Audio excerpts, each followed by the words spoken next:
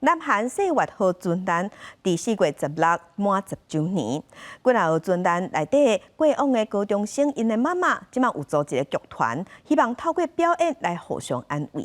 伊嘛呼籲政府要繼續調查這件意外真相。 劇場當地表演，大卡觀眾一直滴流目屎。南韓4月號船団這個月16滿10周年，罹難者家屬也是無度行出親人過身的悲傷。有一寡人就借由舞台表演來療養心中的痛苦。 그 연극을 통해서 저 자신을 마음껏 하고 싶은 대로 제가 제 마음에 있는 이 슬픔이나 이런 것도 그 시간만큼은 제가 덜어내고 마음껏 웃고 제 마음을 마음껏 표현할 수 있고.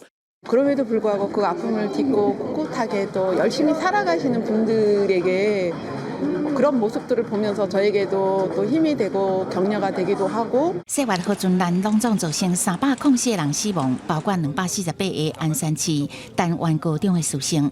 當年是因為船違規超載，也個放傷濟會當穩定船身的壓床水，客船佇個急轉彎的時陣煞冰船。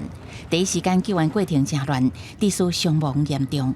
5個罹難者高中生的媽媽為8年前組成這個劇團，因佇個演出的時陣得到力量，持續催促政府調查事故的真相。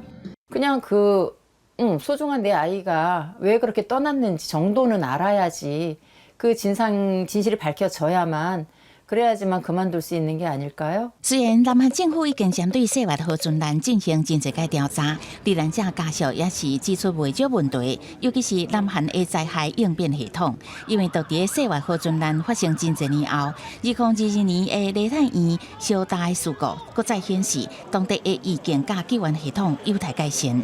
公司新聞兩岸編譯。